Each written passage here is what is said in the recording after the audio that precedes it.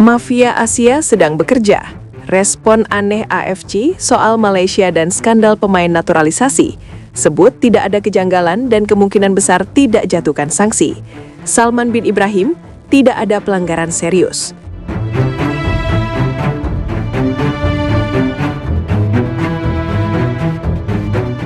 Mafia Asia sedang bekerja.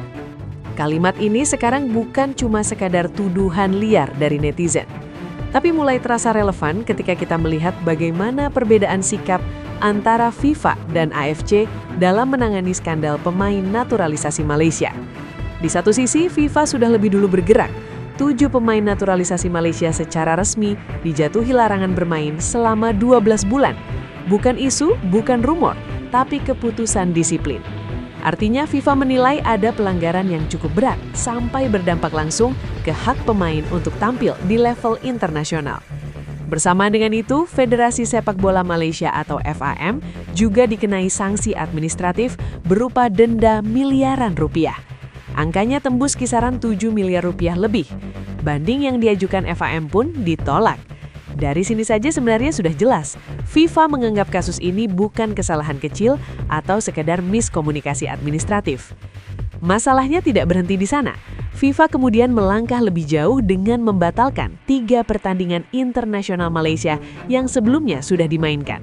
2 diantaranya bahkan berstatus kemenangan, yaitu saat Malaysia mengalahkan China Taipei dan Palestina, lalu satu laga lainnya berakhir imbang melawan Cape Verde.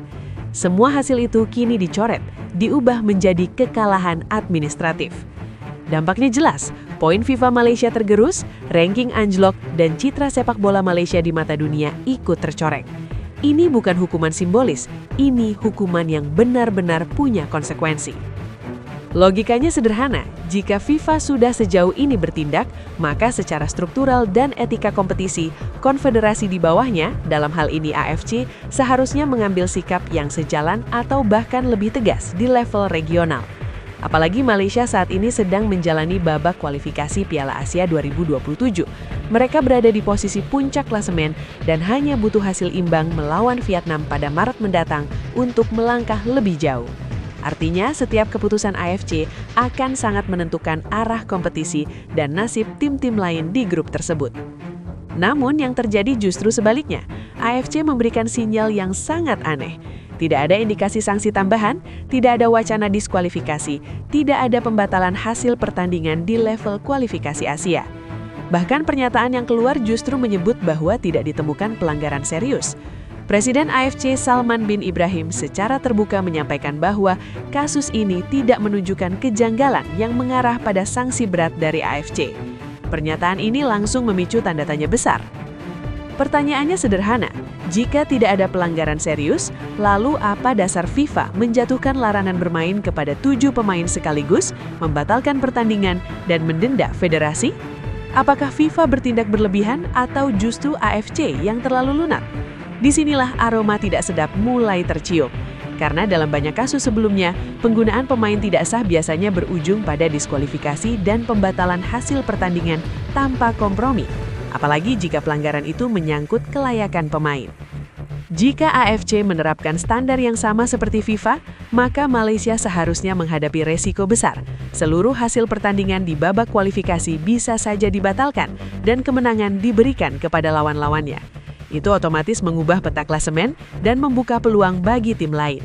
Namun kenyataannya semua itu seperti dihindari. Malaysia tetap aman, tetap di puncak, dan tetap punya jalan mulus ke Piala Asia. Disinilah isu mafia dan kebusukan sepak bola Asia mulai ramai dibicarakan.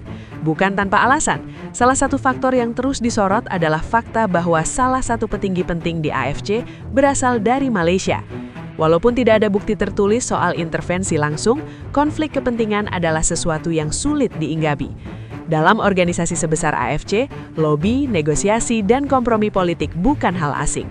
Dan ketika sebuah negara yang sedang bermasalah justru terlihat dilindungi, publik wajar bertanya, ada apa di balik layar? Narasi yang muncul pun semakin liar, tapi punya dasar emosional yang kuat. Banyak yang menilai AFC sedang bermain aman demi stabilitas kompetisi, demi menghindari kegaduhan, atau bahkan demi melindungi kepentingan tertentu. Namun konsekuensinya jelas, keadilan kompetisi dipertanyakan. Tim-tim lain yang bermain jujur bisa merasa dirugikan. Kepercayaan publik terhadap AFC ikut tergerus. Kasus Malaysia ini akhirnya bukan lagi soal 7 pemain naturalisasi. Ini soal konsistensi, integritas, dan keberanian Federasi Sepak Bola dalam menegakkan aturan.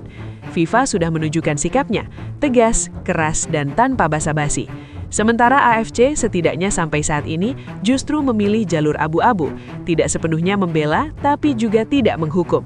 Sikap seperti inilah yang selama bertahun-tahun membuat istilah mafia Asia terus hidup dan sulit dibantah. Sekarang bola ada di tangan AFC. Apakah mereka akan tetap bertahan dengan sikap bahwa tidak ada pelanggaran serius atau suatu saat nanti mengambil langkah yang lebih tegas? Yang jelas publik sudah mencatat semuanya. Dan jika akhirnya Malaysia lolos tanpa sanksi tambahan, maka kontroversi ini tidak akan berhenti. Justru akan menjadi preseden berbahaya bagi sepak bola Asia ke depan.